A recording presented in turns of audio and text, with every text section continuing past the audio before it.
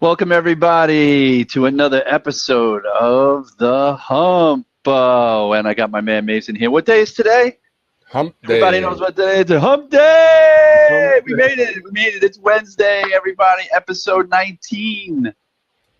I got my man Mason McIntyre, Double M, was so kind enough to donate and dedicate his next hour to chop it up with me. We had a last-minute cancellation on my man Alex Bruschi, big SDR, big AE at Salesforce, had a big quarter. So looking to hear how he really did that quarter, but he had to wrap up the quarter and do a lot of stuff, so he couldn't make it tonight. But I got at the last minute a good guy that we've been following each other here online. Who doesn't follow Double M? Double M, Mason McIntyre. Welcome to the show. How's it going? Thank you. Good. I appreciate the opportunity. Looking forward to having this chat. Yeah, man. Listen, we connected online. You know, a lot of people I bring on have I connected online with, and always chatting in the comments on posts back and forth. And I've always, as I listened to what some of the things that you said, I was like, hey, this guy gets it. This guy gets what it's all about. Obviously, I sometimes have affinity for people who get it that because maybe they're a little bit older and we've been through the ringer before. And that's really, I mean, listen, it doesn't take necessarily that many hits to get your battle armor in the world of sales. But, our battle armor often comes from a lot of other places, right? And there's been a trend on the show here. A lot of people who watch and listen have always have seen me bring on some people who have come over from other industries. And I thought, when I looked at your profile and when we first met, I was like, wow, this guy's in HR sales, but yet I started looking back and I'm like, he was like a forest guy, forest technician. And then really kind of on the HR side, more on the business side of it, it looked like. And now all of a sudden you're rolling in the circles that I'm talking in here on LinkedIn and SaaS sales. And I'm like, holy crap, this guy gets it, yet so I'm so excited to have you dig into your story a little bit, how you went from being a forest technician all the way up to where you're at today. So let's hear it, man. I know you're a Canadian born, but yeah, that's just it's a leap. So let's get into it. Sure. So where do you want me to start, or just a little summary of where I'm at now? Well, yeah, just an overview of who you are, where you're from, kids, family, etc., that kind of. Yeah. So as you guys know, my name's Mason. I currently live in Colombia with an O, not Columbia with a U. I was born in British Columbia, Canada. Lived there for the first 47 years or so. And then, as you mentioned, I started out my career out of high school in forestry. I spent a decade working in a family business. And I had a chance to go back to school. I retrained to be the forest technologist engineer. And then in 2006... help me understand, what does that actually mean? What is, tell my audience that, I'm sure some of us never heard of what that exists. My first impression is, and I don't mean to be naive, but you're studying from an educational perspective, you're studying the forest, trees. Yeah. So exactly. So the term you would know in the States would be logging. Okay. So I was the guy that hung the ribbon to have the guys that were going after the wood follow. So where the roads go and where the boundaries go. Okay. So it was all about harvesting the wood for the U.S. market mostly. Wow. Yeah. Big I guess wood, that's where we get most of it from. Do we get most of our? You get a lot paper from. Yeah, I mean, you have a lot too. Canadian companies bought up a bunch in the south, Louisiana and Carolinas. Um, but yeah, there's a ton of trade. So were you having to? So is it more about the science of it in terms of engineering, or how it was going to fall, or how it's supposed to get cut to optimize performance, or where was the intersection of? Were you managing guys out Hmm. there? Or how does that work? Yeah, sure. I mean, in the first decade with my dad, I had up to 40 people working for me. So I was a supervisor manager. And then afterwards, in the forestry engineer realm, our role was to find the most value for the least money.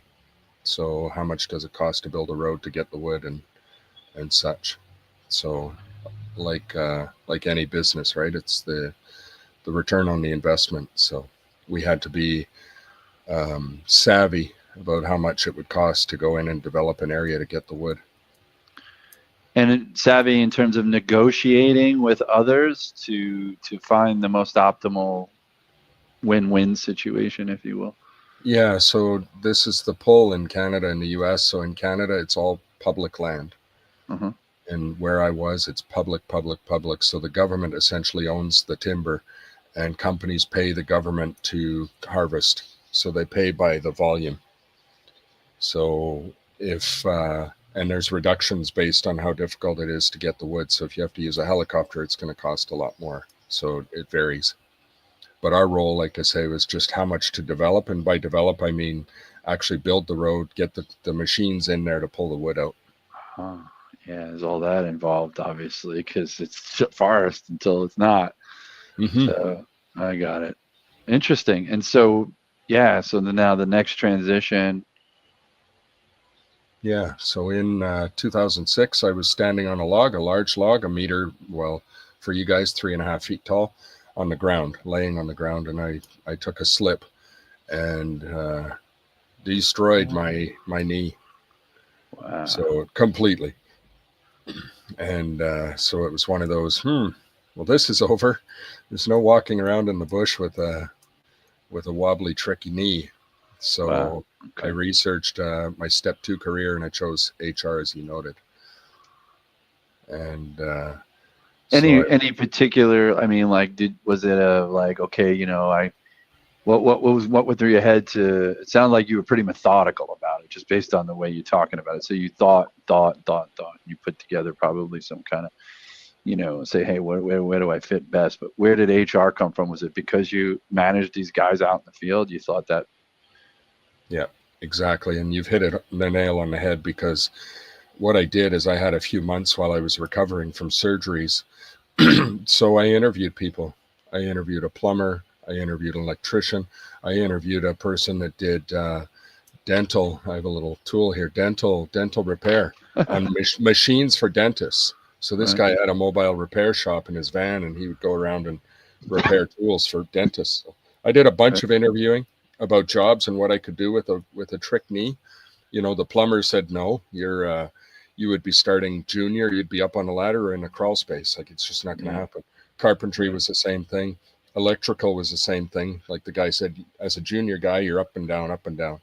The senior guy gets to sit on a bucket and do the plugs, but junior guy, not good for the body. So as you said, I was a manager of people in forestry, and I thought I could leverage that experience into an HR career with the intent of returning to forestry. So having that forestry background and applying HR skills to it. But that industry took a dive in the year I was retraining. So Hmm. Gotcha. And so the forestry industry, you mean? Yeah, yeah, yeah, yeah. Okay. Yeah. took a massive hit in '08. But you stayed in HR, Yeah, right? yeah, and I've worked everywhere. Yeah. I mean, so, but then where did you find the sales angle of it all? Because it looks like HR, looks like HR. Well, you're an HR manager, then you Hmm. went back to work a little bit. Yeah, like everybody else, COVID kind of Yeah, messed everybody up, I guess, right?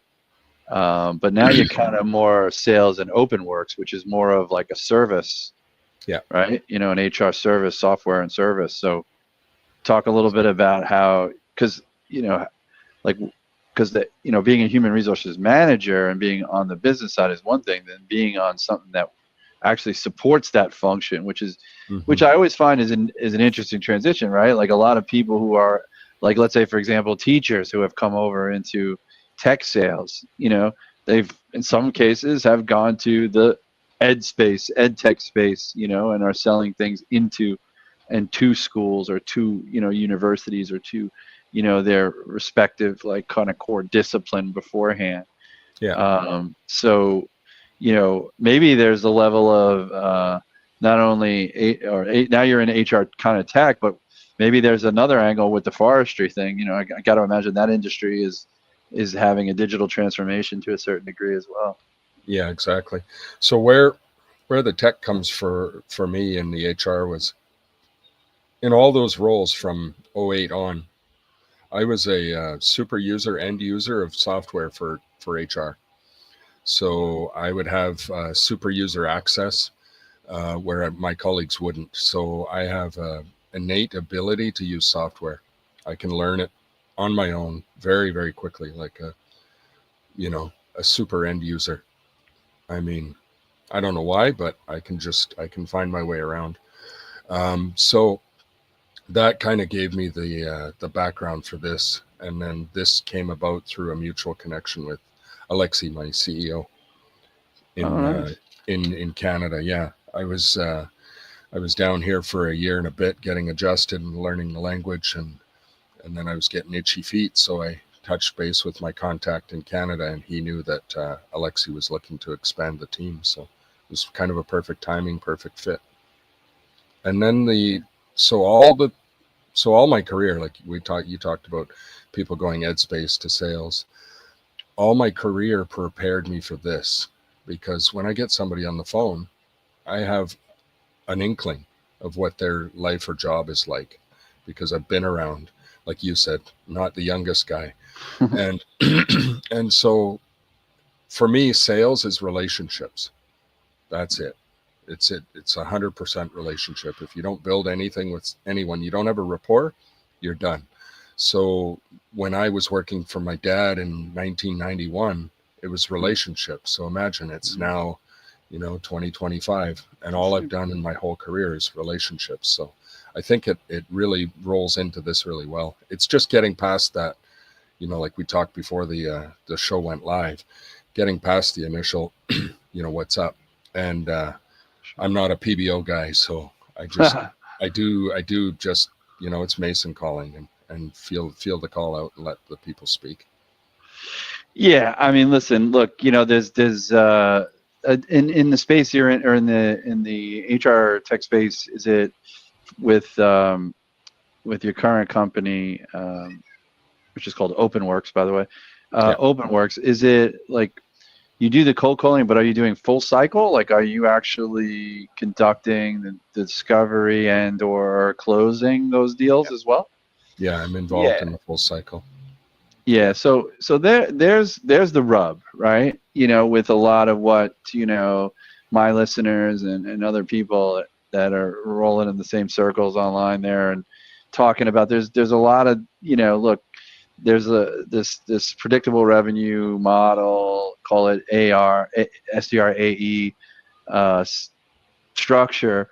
I don't come from that. I came from full cycle, and there's some people who are sort of trying to extrapolate out and say, hey, look, it's always been like that. What you guys are talking about, a revolution in the space, is nothing new. You just think it's new in this space because you haven't been doing it, or you've been so decentralizing it or compartmentalizing it into all these different, like, sort of specialist roles, as my friend Sean Cease likes to say.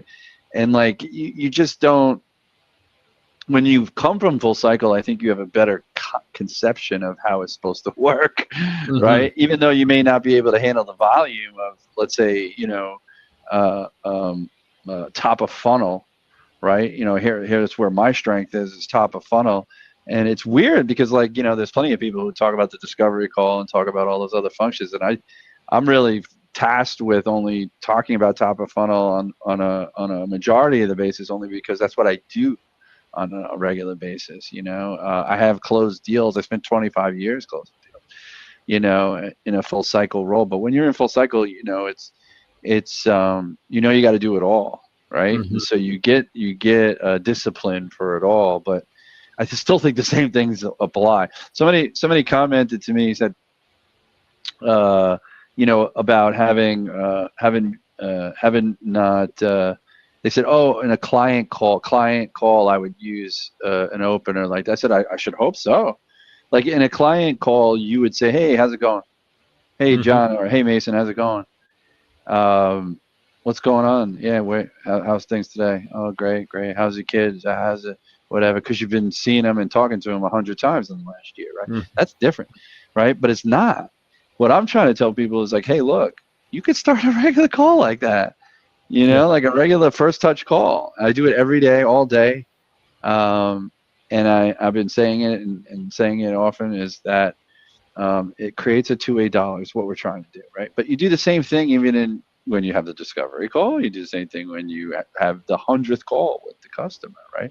Relationships, the only thing I'd say about relationships, and that was always the big word, right? It was always like building relationships. And what I came to realize many years ago at this point is you don't build a relationship on the cold call or on the first touch call.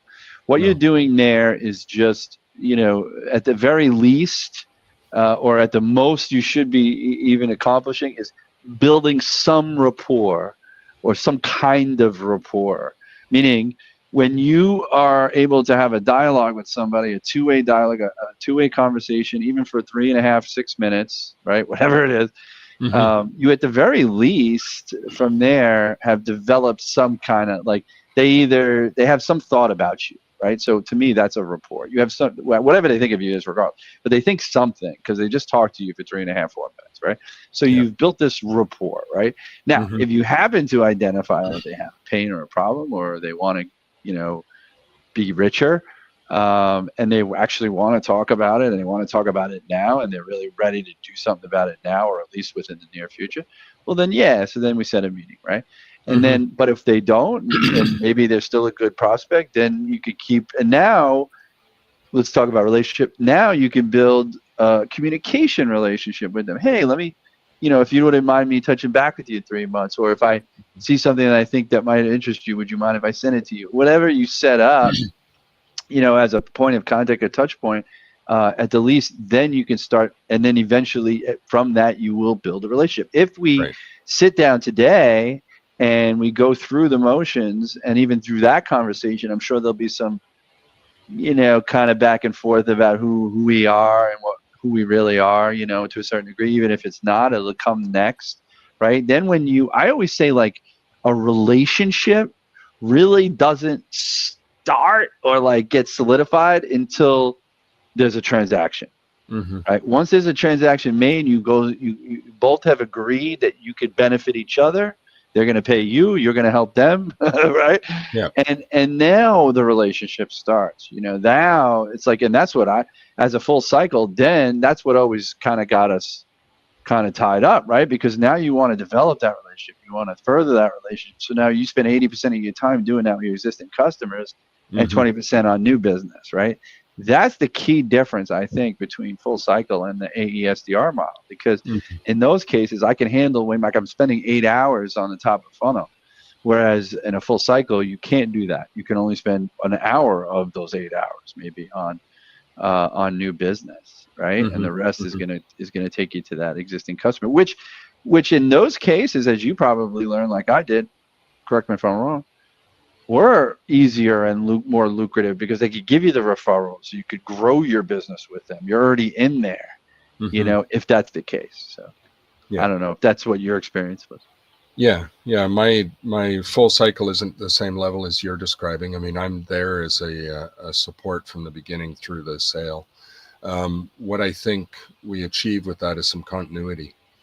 So with a new customer, from the introduction, like you described, you have your first call and introduction, your second call, your communication, and I'm the point man.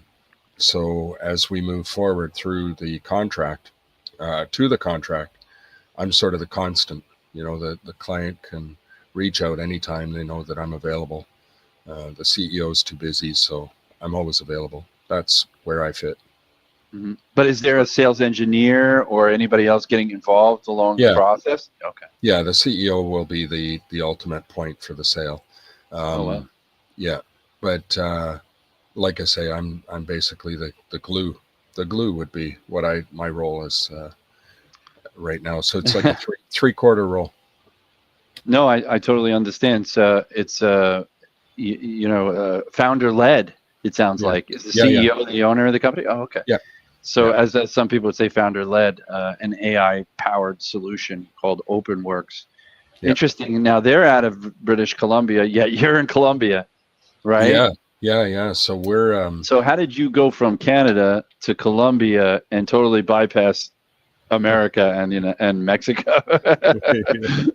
yeah. I only ever went to the States once. I visited Seattle. Beautiful, beautiful city. Pretty much a twin of where I grew up. But yeah, no, Yeah, I have a picture. I have actually right there. You see that? yeah, That's I got it. actually the city of Seattle and the mountain in the background, the volcano in the background, I think it is, or something. Yeah. I guess the mountain. And yeah, my wife is a very big. We are Pearl Jam fans, as you can see, and they're Yeah, from Seattle. So. That's yeah. actually a Very puzzle.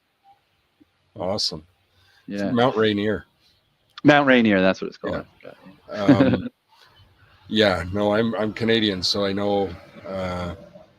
You can give me any acronym of any one of your states. I know the state. Yeah, well, All of them. All of them. Yeah, I explain to people I know a lot even about this. RI. Huh? I said RI. even. Yeah, Rhode Island. Oh, Rhode Island. Yeah, CT, Connecticut. Rhode Island's very low on the food chain, as they say. Right. It's very small. Yeah. So what happened when I was with Acciona, my last role in HR, it's a company out of Spain. So while I was there, I was learning Spanish in Canada. And so I decided to, I wasn't making headway working with a tutor twice a week. You gotta get in there. So I asked my tutor about where I could go to do an immersion, and Colombia came up. She was originally from Colombia, so that's the connection. That makes sense. I came down here in 2019, did a little month-long immersion, and fell in love, and yeah, made the plans to come back. And that was thwarted by our friend, the COVID. So it was, you can see there just about 3 years of bouncing around, getting things stabilized before returning to this. Yeah, at least, you had the time. Well, not that you took the time to figure out and get down and settle down somewhere down there that made sense. And, based on what I could see, I mean, I think it's tough for anybody to move. I mean, shit, it's not like you moved to Vancouver, Washington. You literally bypassed the United States and said so long to Mexico and all of Latin America and went all the way to South America, which, yeah, hey, I want to go south, but heck, I probably would stop in Mexico first, if not the Bahamas, but Costa Rica maybe, but man, yeah. Colombia. So a lot of people are in Colombia. We have a really good friend. A lot of people know Amir Ryder. I've been talking with him for about so many years now, 5 years now, and he broadcasts live a lot of his shows and things right from his they have an office at the top of some building, and you don't have that many tall buildings, but he's at the top of one of those tall buildings, and he has an incubator up there. But he always wanted me to come down there, and well, he said you should come down here, right? He's like, you can live like a king down here, because it was like, $700 that could buy you a really nice penthouse apartment for a month. I'm like, $700. That's like my phone. That's like my food bill a month, if that. So I'm like, yeah, well, that sounds like a good idea, and it was always about social aspect of Colombia too, which is pretty top notch, nightlife. But so where exactly are you in Colombia? You're not in Medellin, but you're somewhere. Cartagena. Cartagena. Yeah, so on the ocean, it's Hot, sunny, hot. Nice. It's and the tech scene in Colombia is growing. Through Yeah. COVID, it really grew. And Medellin is sort of the hub for that. But I can see Cartagena growing as well because, it's a beauty spot. And if you can choose, why not choose warm and sunny? Is there any like unlawful activity that prevents you from doing anything at night or at any given time going on Um, there? Like in terms of like, you know what I'm talking about? oh, totally. No, obviously, yeah. I mean, here they don't. I don't know about you in the States, but in Canada, you wouldn't see near the stuff you see here. Like everything's published, and it's really interesting because it's published on Facebook. So you'll see videos of people being executed Right. that are published on Facebook. Like obviously they have different rules in Colombia. Mm-hmm. Um, so as far as safety goes, that's the number one question everybody has about Colombia is what about, your safety? Do you ever have, and my wife will ask me, so I'm married to a Colombian. So I have a Mm-hmm. Colombian wife here. And Uh, yeah, and she'll ask me, aren't you afraid sometimes? And I'm like, nah. well, you look like I imagine you're just based on your upper body. I'm gonna say you're probably better than 6'2" or 3, probably 6'2", No, 6'2" maybe. no, 5'10". Just an Oh, average so you're dude. my height. You're my Yeah, height, but you look and about kind your of age like too. if you were doing what you were doing in the field, I'm sure you're in good shape. Yeah. I just asked you about South America in general. I had a colleague who worked. He may even be listening to the show. Carlos Jare. He lives actually in Ecuador, as a matter of fact, Hmm. and there is some places where he was like, one of his friends, or basically, he lives in a gated community, first of all. Yeah, So, yeah. and then outside the gated community, where he would bring his friend was bringing the kid to school, like to the school bus, and then after the school bus left, he was shot, killed on the Hmm. street. And so, of course, that's Ecuador, but like. Just when I hear things like even in Colombia and even in Brazil in some places, like it's just it's sort of a thing. Like we know here that there's that kind of danger, which is maybe not as prevalent here, like openly like Hmm. that. So I was Yeah, just curious. yeah, no, for sure. We know the areas that are safe and not safe, and when to go and when not to go. Keep your head on a swivel. Um, Yeah. don't get mixed up with the wrong people, right? And my wife has a son who's 16 now, and we're preaching to him daily about how important it is to look for good friends, not bad Mm. ones. And because There's a there lot was of an incident. gangs. A lot of It's the gangs. cartel, right? It's a Okay. cartel. And then I didn't know people if that was mix like up. with. I didn't know if it was within the kids, like the younger kids, Oh 16, no, 17. They don't bring those no, kids in, but do they have gangs like young kid gangs? no, not like we had in Canada. Like Oh yeah, or yeah, no, here in the. yeah, no, we had them in Canada. The fist fights in the street. Group Yeah. gang fights and all that. No, you don't see that here. Uh, No, but what we're talking about is that there was an unfortunate incident, and I've been here for a few years now, and so I haven't seen this much. But there was an incident where one friend took his friend as a shield, and the friend was murdered, innocent, right? And that's the stuff we talk to him about. Is like if you're in the wrong place at the wrong time, it could be devastating. So keep that in mind. Don't go there. Don't go there. Um, so I choose not to live where the other gringos live. yeah, that So I makes live. sense. Yeah, I live where actually you no. can.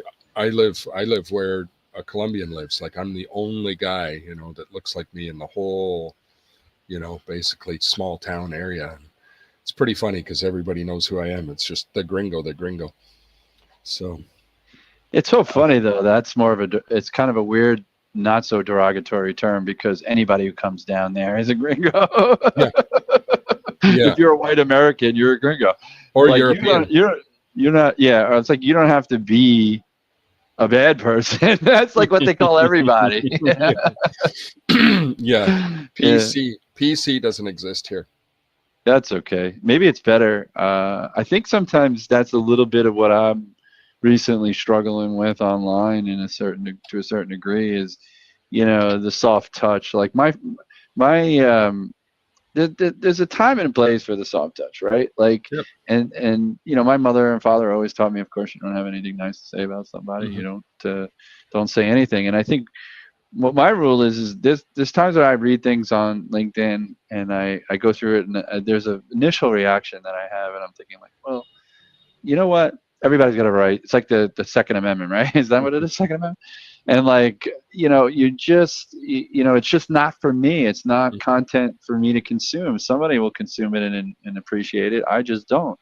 And if I want to provide a different perspective, if I have a passionate position on something and I want to engage in the comments and have that conversation, hopefully there's respect being given back and forth. Respect's one thing, but don't be afraid. I think that's the problem. It's like, don't be afraid to say what you think. I mean, there are people who do that, and they do that in sometimes a weird way, and it's like, okay, well, maybe I wouldn't have chosen that exact way to phrase that or put that out there, but like that doesn't make me necessarily any softer or weaker. It's just there's different levels of tact and common sense that people have. And so, but I think like my father once told me, it's like if you don't provide those things, you're actually doing worse for somebody. You're doing them an injustice, because how are they going to grow? And like, I hope some people tell me, well, hey man, that I probably would. And it's like the more popular you get or the more stuff you put out, the more people are going to come out of the woodworks to challenge you. By all means, I hope that happens. I don't get that a lot. I have a lot of friends and a lot of people who comment, but I do get challenged more and more as I grow it. And it's like, wow, it's like you can't be mad. Everyone has their opinion, And so, but I think one of the things though that that's interesting. Is there any one? I guess I can ask you. Obviously, ask you this. So, from all of the previous experience you had in a non-sales environment, is there one thing? Like you said it earlier. You said one thing. You said yeah. Just if you can elaborate on that. Like, is there any one couple of things that come to your mind that says, okay, that's something I probably learned my lesson in forestry or in HR that's helped me today. Mm-hmm. Yeah, I mean, I think I touched on it. I mean, the big thing was my roles before the HR, actually, the forestry, were negotiating. Like, I was bidding contracts, winning contracts, and I had to negotiate. It was sales, right? It was full on sales, because I would have to price the work, compete for the work. And sometimes I'd play games with the price, where I knew that if I showed a price and then reduced it, I could win the contract. So I had opportunities where a company would look to me for a price, and I'd give them a price slightly inflated, because that was the way they like to roll. They like to show their superiors that they nudged me a bit, but I knew that going in, so I said it right.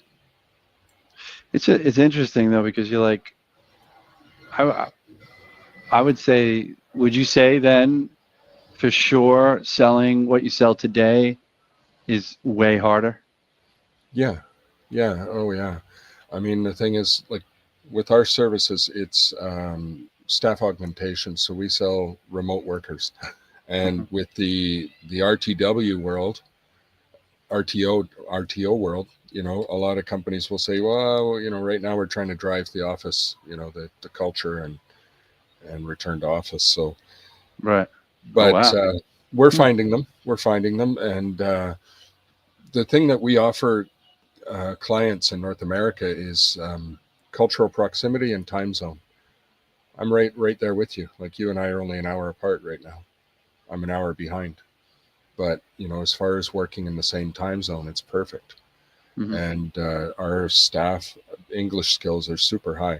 What I find is interesting here, because on the street you won't find English, but in the universities, they, people that study software development, they study English hard. So yeah. And so you have those people in Colombia also, or is it overseas somewhere else? Latin America. So we cover Latin America. Yeah. But most is any of your other team in Colombia with you, or are you just remote as well? Oh yeah. Yeah, no, Alexi is up in Canada. We did the switch. He went Oh, up. He went north. I went south. So yeah.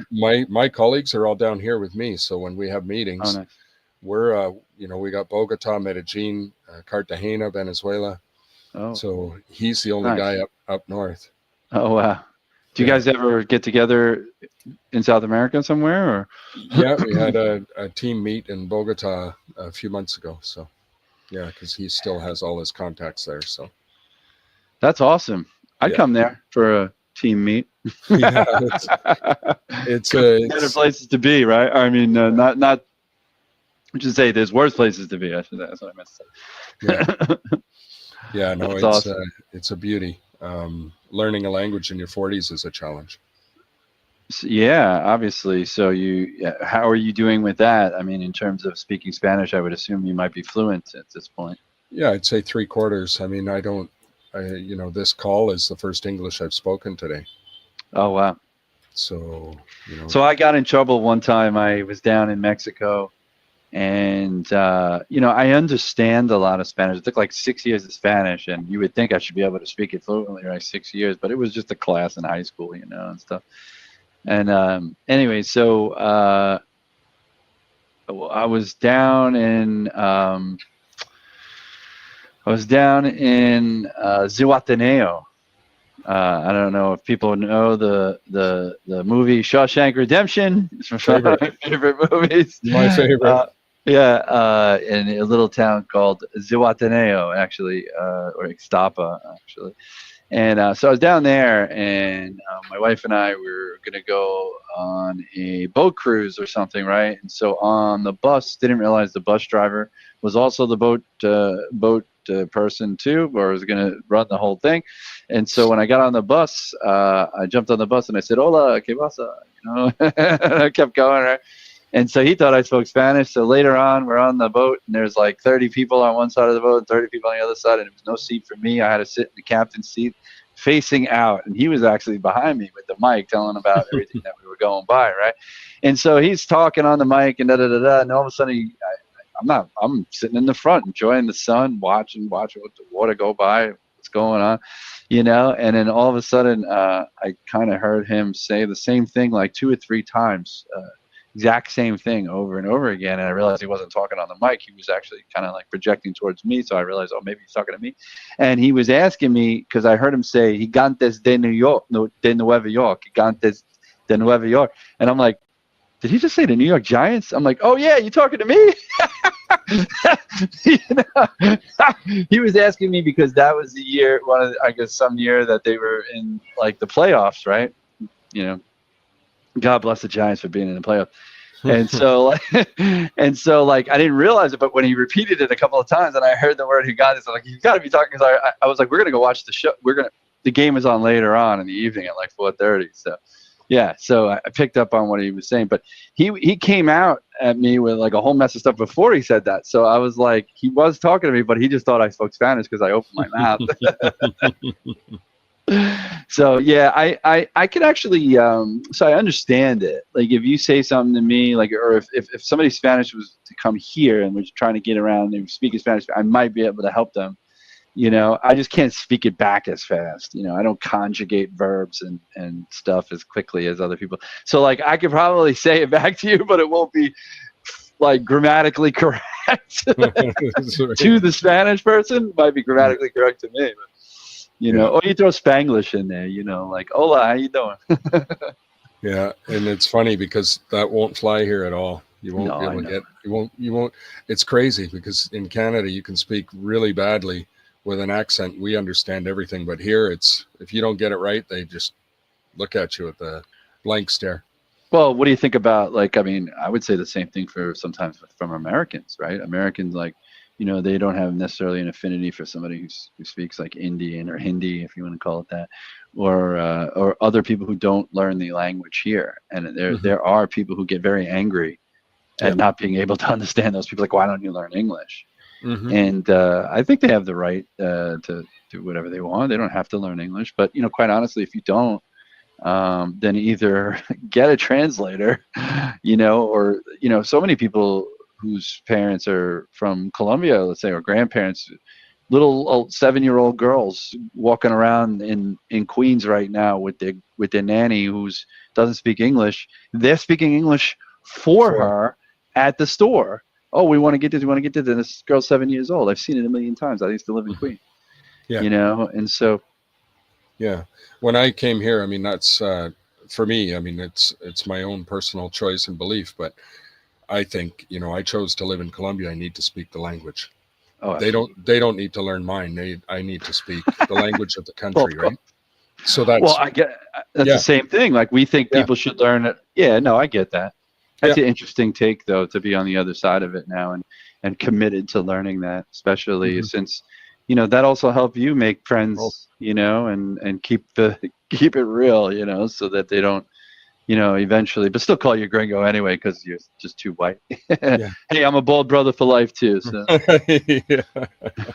I just don't wear. I wear this because the light is gonna bounce off of my head. And yeah, you can see I've got the. Do you shave every day or every second day? Yeah, it's with a bic. You bic it. Yeah. Yeah, it's. I don't go that far. I just use the buzzer, and it does what it does for me. And yeah, for a long time I tried to hold on to it, and then you know the jokes just got too much. And my brother, my nephew said something one time that just really just pushed me over the top, and I'm like, that's it, I'm done.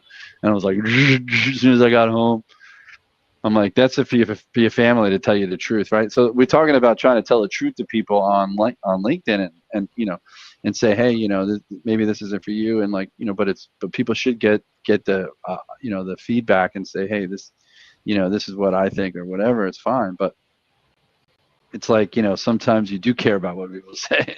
And I shake my head because of it. Yeah, no, I totally appreciate that. Is there anything that stands out that you miss from Canada that you don't have in Colombia? I mean, yeah, I mean, it's the culture too, right? Like I'm looking forward to a trip this summer with my wife, get her back there and get her to meet a lot of my family and friends, you know, being in a place that everybody knows you and you can just roll, right? You know, there's no, but I'm in constant communication with everybody. So it's just the human connection. It'll be refreshing. So. Now, you were born in Canada? Because like, as I detect a bit of the Irish accent, of course, McIntyre, excuse me. So obviously there's definitely Irish. Did you live there? Were you born there? Like, how do you still have a very, you know, distinct twang of Irishness in that? Yeah, I would say it's my family, you know, my grandfather, my dad, you know, what I mentioned earlier, I used to work for him. And we did the we did a transition. He left the company and I took over. And for a time, people would call the office phone and I'd answer, and they'd, you know, call me Mark, and I'd respond and take the entire call, close out the call as my dad. They'd never know. They would never know. I'd never even bother to tell them because it was something I could handle. And it didn't even matter, right? No, the business. Because all they cared about was what they needed at that moment or whatever, and that you can help them. Kudos to that. And that's what I've been trying to tell people. Like nobody cares. This is back to the sales and the top of funnel, right? Nobody cares who you are or what you do. Your features and benefits. They only care about their problem, and maybe if you can elicit to them that you might actually be able to solve that problem, then they may care even more. And if they do, then it makes sense to have a conversation, right? Yeah, 100%. But people just, I feel like people just like they don't see it as simple as that, right? And I think it really is. No, I'm not hung up on titles. I mean, when I entered the room here, I put my name, but you can look, I didn't put my title. It's not important. It's not important. It's just, you know, my name's Mason. I'm here to help. And if I can, that's fantastic. If I'm the right person or the right company, good, let's roll. If I'm not, I'll tell you. I don't have a problem telling a client if, you know, through discovery, if I found that it wasn't right, I would say so.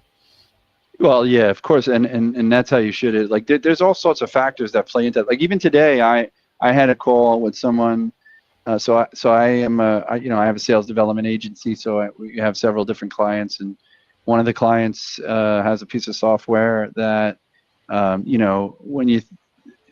it solves a lot of problems, right? Mm-hmm.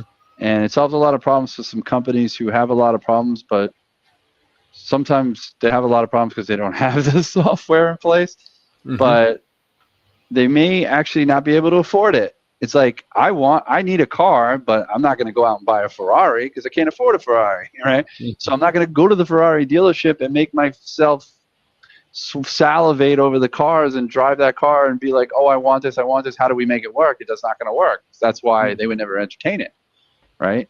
And that's kind of like what happened on this call. I identified that the person had a problem. He started talking about it. He said, yeah, I wish we were able to do this. I spent hours doing that, and then at the end of the week I got to redo this, and da-da-da. It was like speaking my language here, like, we can help you, right? But when I dialed in a little bit about one key metric, which is how many users, it allowed me to understand that from a business ROI perspective, there's no way that this is the right fit, because it will cost this person way more money to implement our solution, even for the small team that they have, close to what they probably are making in EBITDA on that service business. EBITDA being earnings before interest, taxes, depreciation, amortization, which is really net income, right? So it's like, people don't realize, oh, I sold $700,000 worth of stuff. Well, yeah, but maybe you guys only made 100,000 on that, because I bet you're making 10-15%. On a good day, any business really. And so even if you're making more, great for you, right? You're in the clothing business. And so you still have to, and then you say, like, well, how much does that cost? And so you're spending the money on that. You're not making any money, right? So you're losing money, right? And people don't understand that sometimes. They're thinking like, oh, well, I can. And so here I'm talking to this guy, and when he told me after all those problems, and I said, yeah, well, sounds like we could probably potentially help you. How many users do you have? Oh, 6. Oh, okay. Oh, and actually, I think that was 4. He told me 4 users. Now, it was very hard to tell. I've done a lot of research. Or so, not research, but we've done a lot of, like, we've narrowed this ICP down, right? And I do hit the nail on the head with at least the size of the companies, but sometimes the size of the company doesn't dictate how big their service department is. And if their service business is only worth $1 million, or in this case 700,000, and they really only come away with like $100,000, they're not going to spend 60 with us. You know what I mean? It doesn't make sense. And so you have to understand that acumen. You got to have that acumen about a business, and then have the fortitude to say, I'm going to walk away from it. Like, I was the guy ready to set a meeting. He's like, oh, would I be able to see a demo? And he was even asking, and I had to pull out. I had to disqualify him. And I said, look, man, I don't want to waste your time. And I said, it would be like walking you into the Ferrari dealership, put you in the car, and you falling in love with it, and then telling me you only have 60,000 to spend. Yeah. And so I think honesty in those cases are the best policy. Absolutely, for sure. Because you're not going to win anything by going too far into that one. But tell me, man, as an old school seller, like, or at least having that kind of feel, you can't tell me that there wasn't times where you like really sold somebody, right? Like, you were like, yeah, I got that. And we all been there. I won't deny it. I feel like I mean, not in a like a like evil way, not like that, but I just mean like a really solid, like, that was a great sale. I was persuasive. I crushed it. We hit it. I have better than that. Bring it on. I took the salesman. So in 93, I bought a truck over the phone. So I bought a Toyota truck over the phone. I phoned a dealership and I said, I've got a 90, I think it was a 91 Ford Festiva. I want to trade it in on a 93 Toyota truck, the little one, before the Tacoma. Oh, yeah. I did the whole deal over the phone, before the internet, before anything, before photos. I had the flyer. I had the flyer, the paper flyer in front of me when I was talking to the salesman on the phone. Right. And I said, yeah. I said, we agreed on the price, everything, $21,000 for a 93 Toyota, blue in color, big tires, bumpers, the whole kit and caboodle. So Was I it a head brand down, new car? A brand brand new new car? truck, brand Oh, new okay. truck. Yeah. And my car was still new. It was a 91 new when I bought it. And so Mhm. I paid that thing off and I wanted to upgrade to the truck. So I drove down to the dealer. It was a 3-hour drive from my home with my car, the trade-in. Yeah. We had everything done. He had Uh-huh. filled out all the forms for the price, 21 grand, and minus my trade. So I walk into the dealership and the sales manager looks at me and goes, "Did you see your truck?" And think about it, 91. I think you and I are similar in age. I was 20 Yeah. years old or whatever. 52. And yeah, I'm 53. So I was like 20 years old, and I said no. And he goes, "Oh, it's right there." And it was a blue Toyota pickup, Yeah. base model, base, like a Right. Right. $14,000 truck. And I'd Right. already agreed to 21. So I looked at him. I'm like, "That's not my truck," and Mhm. I had all the information. I said, "No, I want big tires, the stereo package, the rear slider, Right. the Right. lift, the whole thing, 2 bumpers." And he's pissed right off, right? He's like, he thought he had me over a barrel for this $14,000 truck, paying 21. Yeah. Yeah. And I'm just like, no, I'm out of here. See you later. And he goes, hang on. How about you walk the lot? If you see the truck you ordered, you can have that one. So I walked the lot, found one in red, but exactly what I ordered, 21 Right. grand, and left with it the same day. Nice. So There you I go. closed big as a customer, and I wasn't afraid to walk away. That was the key to making it happen, right? I I think there's a lesson in that because for me, I hear just that it's a two-way street, right? Mm-hmm. That that some people on the other side of the sales call, the prospect, they don't. They sometimes they step outside of their sales, their consumer self, Mm-hmm. and they play some other kind of role depending on maybe the time of the day, how they feel, whatever's on their plate, and even a number of reasons why. And Mm-hmm. I always tell this to people. I said, when you're not having success necessarily on the phone, let's say on top of funnel or getting through to people, I often like to relegate to that it's not you, it's probably the other people on the other side of the line that are just Mm-hmm. being assholes today. And but it brings me back to thinking like what the real problem is that sometimes people, despite all those other things, they don't remember that they're a consumer too, and Mm-hmm. they don't necessarily play by the same rules in the sales conversation as they would if they were on the other side. And so I think it's just odd when that happens to me, because I think that's when it really say, hey man, what? Like it's kind of like along the same lines of when we hear like sales managers or even owners who shit on salespeople like online, like, and go off Mm-hmm. on them. And like there's plenty of stories where people are like, oh yeah, I called this guy and he told me to get a life, why are you cold calling, all this kind of stuff. And I posted this the other day, that essentially that person wouldn't have a job Mm-hmm. unless a sale was made. Yeah. I don't care if you're the salesperson or not, right? Like, but sales is something that's just a part of life. It's part of what we do. If you have kids, you're a salesperson. If you go to the store, if you go to fix your truck or your car, as you say, right? Mm-hmm. You're probably going to negotiate somehow with the guy, and sometimes my negotiation is I can't believe it's 300.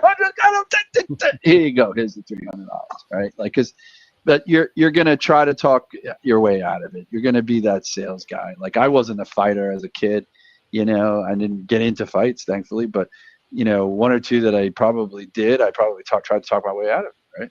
And it's just like you don't, yeah, it's just like it's this never-ending cycle of how do we get better, and it's like you don't have to get better, you just have to just be simpler. I think in some Yeah. cases. I think what you hit on is huge for me, is that when you encounter those people on the line, like you said, look at your own business, look around you. There's salesmen in your business. You're in the business of selling, whether you do it or not. And like you said, you'd be out of a job if your company wasn't able to negotiate and sell. What do you find is what do you find is like your biggest obstacle, on a day in and day out basis, as it relates to maybe new business or top of funnel? Absolutely. The biggest challenge is probably for most of us is nailing your ICP, because if you hit it on the head, that resistance and objection you get is less, for sure, because you're going to speak their language. And if you can show in a very short period of time that you've helped clients similar to them with similar problems with success, it's a little easier to break down the barriers, right? Because that's the whole point, is we're trying to show somebody that we can help them with their problem and or difficulties, and improve their business and their work life. Like you described, without knowing what the program or software is you work with, but something that would take load off somebody's desk is huge. If you can streamline and make things more efficient, like, absolutely. Do you think that there's some merit to those who fear that software technology, while may streamline things, really is just replacing people? Yeah, I mean, I've been dealing a fair bit with the construction sector, and a friend of mine put it really well. He said, the construction sector is full of families. So you look at any construction company in the US and Canada, they'll generally, if you go to their websites, they'll talk about history and generations. So they're way more remiss to implement technology, less likely. They'll put somebody in a lower paying role just to employ a body over having tech do that work. I've had companies where I've laid out quite a few options for them, and within the same 6 months, they've gone and found humans to do the work I've said that we can do. Mm-hmm. But you also support people with humans, with actual remote employees, which again is another kind of thing, like a little bit different on the level of software replacing people. But I think that remote employees, while if you're talking about offshore Latin America, right, it's taking jobs maybe from United States people, but there is this market, there is this notion that there are plenty of businesses, startup businesses, or for that matter, existing businesses who want to launch maybe a division or whatever, that are going to use a overseas party or a third party or outsourced type of sales organization, or whether inbound, outbound, otherwise. And it's cheaper. It's like, say, they'll buy it in China versus the United States. So now, obviously, with manufacturing and the tariffs that are apparently killing everybody or going to kill everybody, but with people still have the advantage. The people machine still has an advantage, because companies will still be able. I don't even think there's any kind of legislation against companies who use overseas sales or overseas call centers or things like that. No. Man, should there be? I don't know. Who knows? Maybe Trump will catch up to that eventually. But I feel like it's interesting. That's a way interesting and volatile market, because some people believe that, like your clients, they don't want, like some people, like you don't want, like some of your clients are not going to want to know that, or some of their client, like you place somebody and they're working in Latin America. And then on the sales side of that business, right, let's say they're the support, or let's say whatever. So where are you? Oh, we're in Colombia, or we're in Latin America. They may not want to do business with that company because they're using overseas people.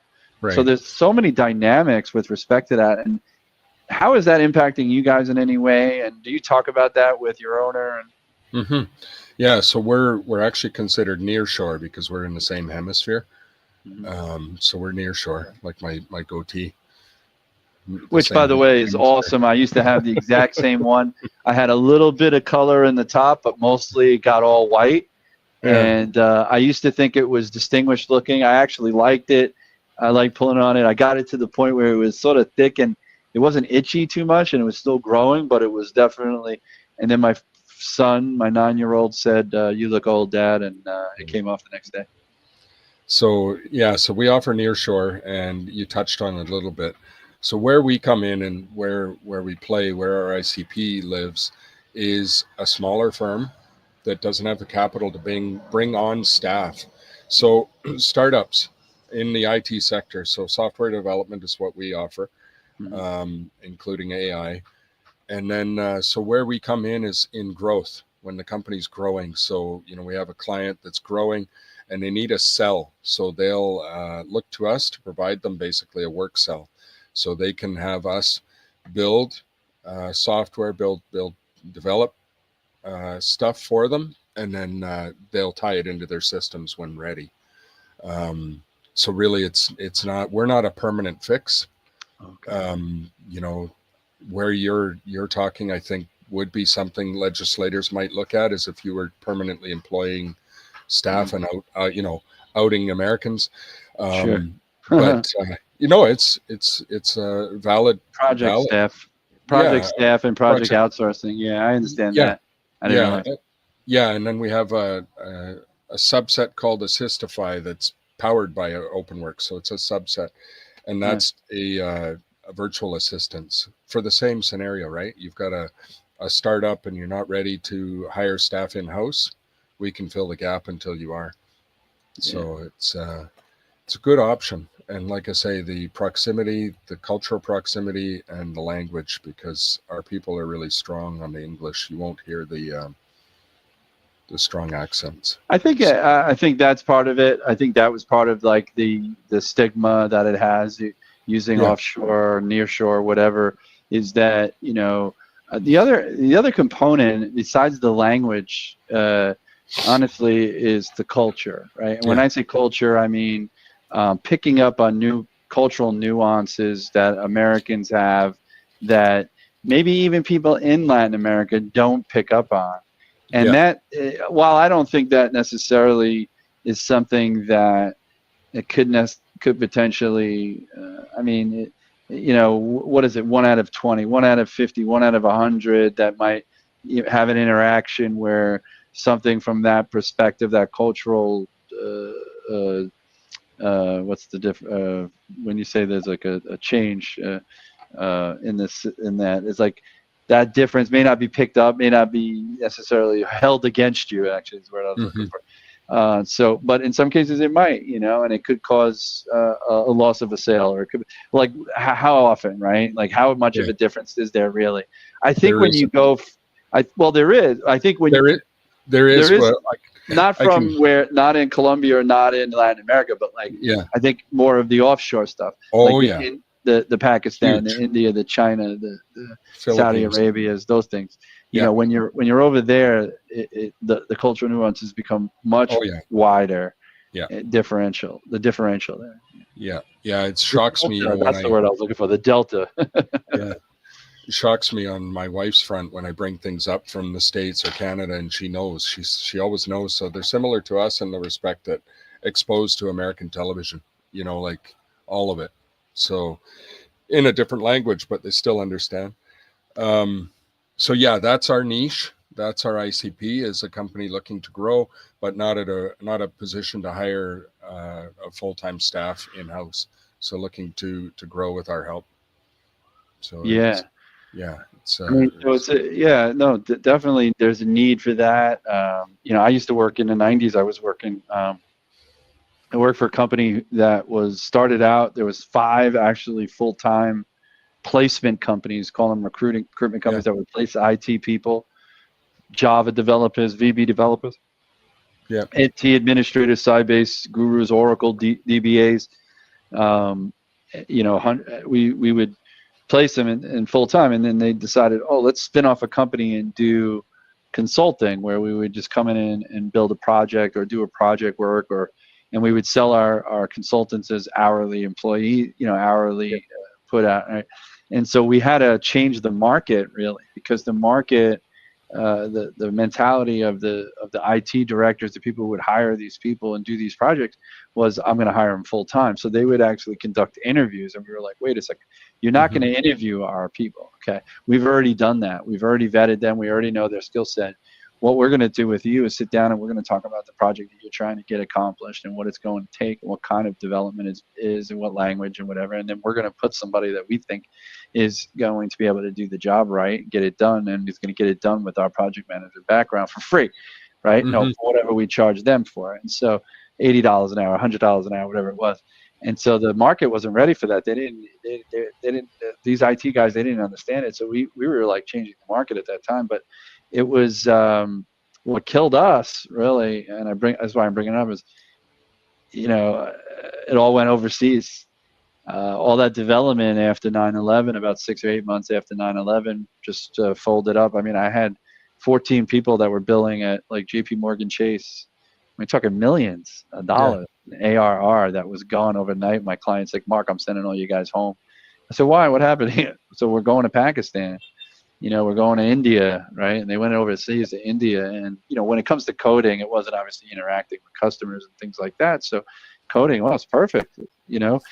I'm charging them $150 an hour for a project manager. They're getting it for $25 an hour overseas. So was the work the same? Maybe it was better. Who knows? But like the funny thing is we were employing those people that lived there too. That we had them here on H-1B visas. I don't know if any of them had actually gone back and started working for them anyway on the other side of the on the pond. But yeah, quite interesting market is the HR or placement, and you're in the IT placement. So it's quite interesting. I want to get into this last thing. I always ask my guests before we wrap up the show, what is their hump day hack? And like, what is it that would get you through the week, be it exercise or food stuff or a mantra? But I'd love to hear what my man Double M, like me, Double M, has as something hack. Yeah, no, I went early yesterday, but I like to get out. I like to get out and away from the house with my wife for a dinner, just the two of us.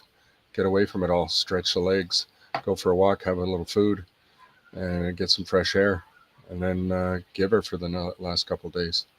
So, like you said, a food thing, and that gets you energized to just crush the rest of the week.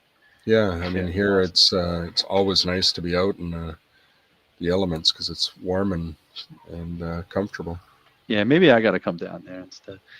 I think with the money I could make, or as I continue to make, if that's the beauty of working from home, I think. My wife's company, there's still a lot of companies who are trying to kind of almost force people to go back into the office, and I could talk for another hour about the ups, the pros and cons of that. But at the end of the day, I think it's funny. People thought, we got to bring them back into the office because they're lazy or they're unproductive. Well, guess what? They'll be lazy and unproductive in the office too. Right, to a certain degree. So I don't think it matters. I think what'll matter is that they'll be more obviously, even though you can't see them, they'll be more obviously lazy and ineffective at home. So you'll be able to get rid of them faster. And then the people who were already doing great work in the house that are now home and even happier will be doing even better work. So you can count on exponential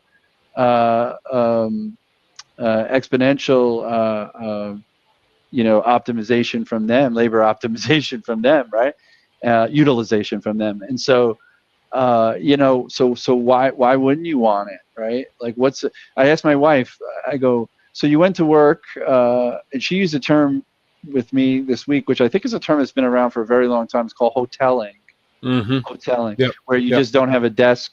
You may have a different desk every time you go. I didn't know that was a term. That may have been a term for the last 50 years for all I know, but I never used it because we always were working in the office. There was never a work from home concept. So didn't understand what hoteling meant, but because when I did have an office job, I had a desk and I had my desk. I didn't float. So maybe it is a corporate term. But like her company is a large insurance company and she does basically administrative work. Right. And so like, why in the world do you need to be in the office? Like, because any collaboration that she has, that she needs to have with anybody, ironically comes really comes like through Slack, or she's got other channels that they that they speak through, whatever, IMs or whatever. So I'm like, well, I go, there's, do you feel like you get any more done in the office? She's like, probably not, because now she's like face to face with her. You can lean over the desk, or she can talk to her friend that she maybe just texts with at home, which is not as distracting as somebody just pulling your coat every 10 minutes or 15 minutes. And so I don't get it. I can't get why people. I mean, I get it, you just want to get out of the house, like, but no, I love the hack. I think, we've had all kinds of people's saying different things about what really gets them through the week, but an intimate night out with the wifey is always something that I wish my wife and I would do more of too. But that's the breaks when you have a 9-year-old and you can't always get a babysitter. Well, listen, Mason, man, Double M, thank you very much for coming on the show. I really appreciate it. I always love learning people that transition out of other industries that come into sales. So really great to have you on and learn your story. Is where can people find you? LinkedIn or otherwise?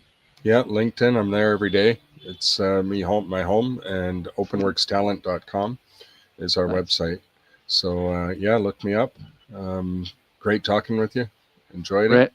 Randy Ross says he loves the Irish twang. Interesting. He doesn't hear it, but he says Irish twang. Anyway, he sold the cars for a few years. Most car sales guys are slime from the inside, just not honest. Yeah. I got a story about car salesmen, but you know what? It is true. They unfortunately, they were, sometimes I feel like it's those guys who have really given sales kind of a little bit of the bad name, but I think it's a contributions come from all just bad salespeople from all over. And I think it's the overcomplication of the sales is what makes it even worse. And then now to add AI in the mix, it's really, it's like I put a post out yesterday, and it was like a pitch, like a cold call. I wrote it out, and what was interesting was there was a response, and I said, well, kind of looked like it was an AI response, just the way it was written, but like you're finding it everywhere. But anyways, great talking with you tonight, and I really enjoyed it. Stay in touch. I know we're always talking to each other online, so keep at it, and we'll talk soon. And thanks everybody for watching. Next week up episode 20, and I got a few openings in the next couple of months. So anybody out there that wants to come on the show and tell their story, would love to have you. But we got some exciting people coming up, including hopefully a return of Alex Bruschi when he gets his shit together. But thanks everybody. Stay around here for just 1 second while we close out the show. So good night everybody from the Hump. Peace.